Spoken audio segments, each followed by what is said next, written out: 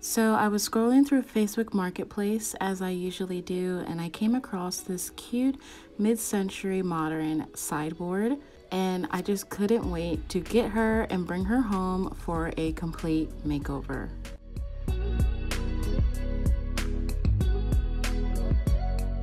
So as you can see, it is pretty beat up, has a lot of dings and scratches, as well as this long split in the wood. So hopefully I can patch it up and smooth it all out.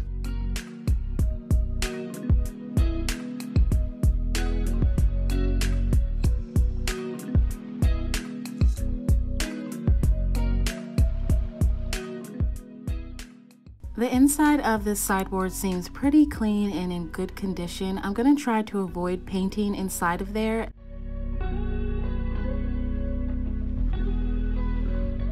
So just a quick overview of what I'm using to prep for this piece is some soapy dishwater, some Bondo body filler, some sanding strips and my sander, and this Zinsser Bullseye 123 primer. I would have preferred the bin primer, but I could not find any in my local store. So first we're going to start with cleaning this baby up.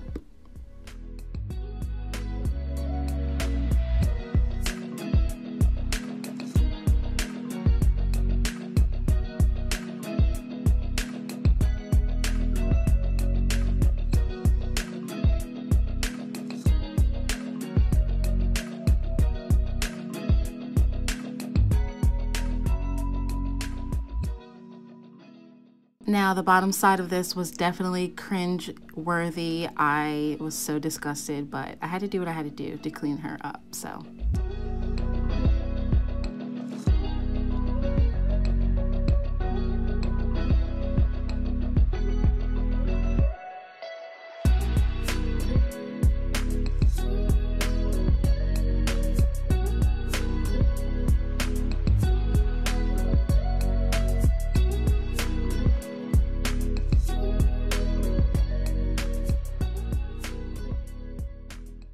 I'm starting by sanding the top. I believe I am using a 80 grit sandpaper to really scuff up the top surface and to smooth out some of those dings before I start to fill any holes and spots.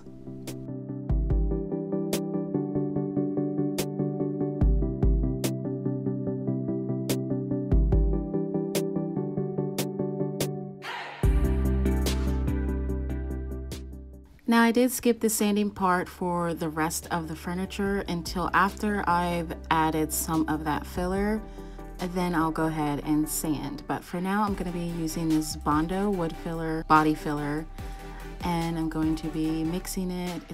I have to work really fast with it or else it'll get really solid hard. So I'm going to definitely put a lot of this inside of that split in the wood, just to help mend this piece and keep it stable and structured. And yes, I am using a butter knife to apply this that I'll be throwing away in the trash. Unfortunately, I forgot my scrapers.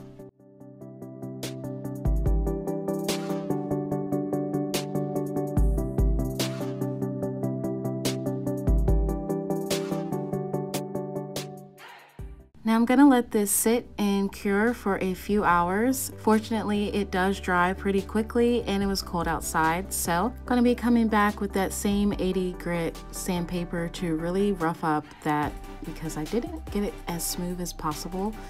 Then I'm going to go over it again with a 120 grit sandpaper.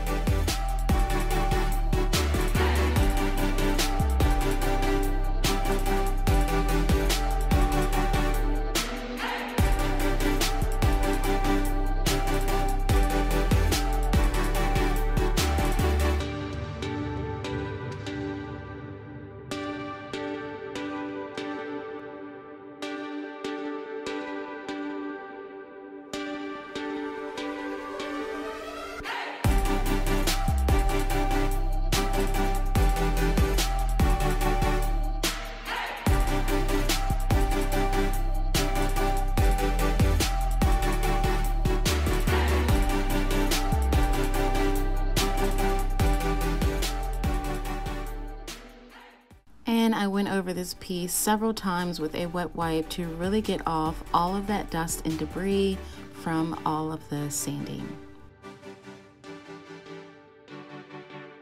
Now it's prime time, so I'm going to be using this primer and giving it 2 full solid coats using just a regular paintbrush. I'm not going to be putting this in my spray gun because I don't want my spray gun to get clogged up from the thick consistency it has. I would have preferred using a roller brush, but I did not have one at the time, so it did take me a little longer by just using this brush. And off camera, I did flip this upside down and I taped off the legs so they didn't get any paint on them because I would like to keep those the natural wood color.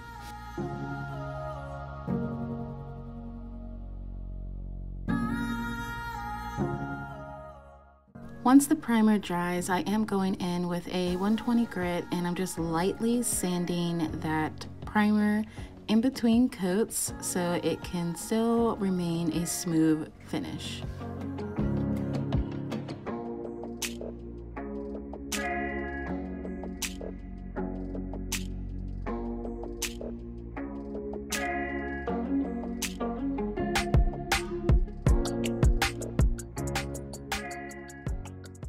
As for my paint, I'm going to be using this semi-gloss Vaspire interior paint, but to be turning it to chalk paint, I'm going to be using the Plaster of Paris recipe.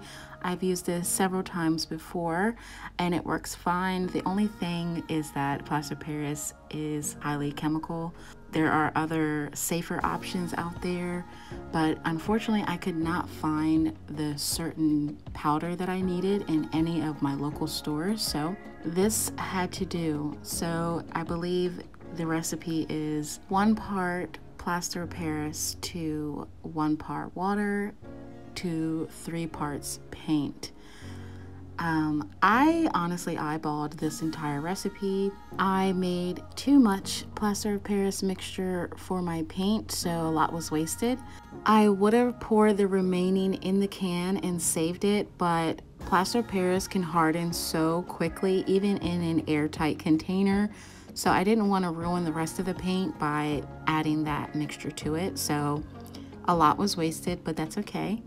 Once you have that mixture created, you're going to add 3 parts of paint to that and give it a really good shake.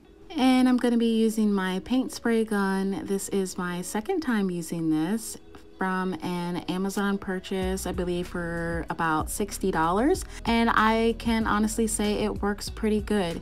I'm going to be spraying on thin coats of paint until I get the opaque color that I want.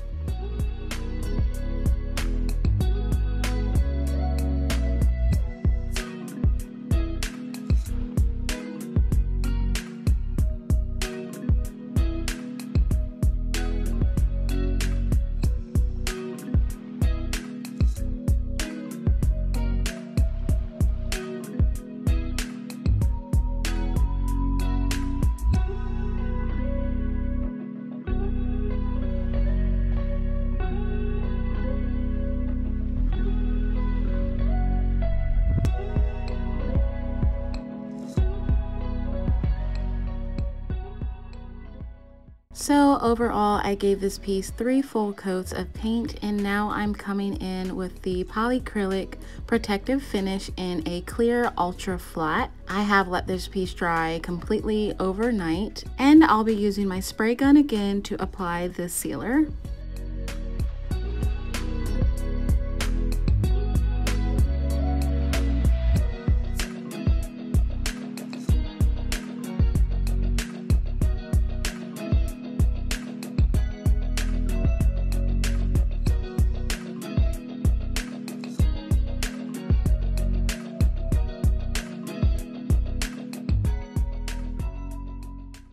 I also applied 3 full coats of the polyacrylic and let that completely dry overnight. And here is what the finished results look like.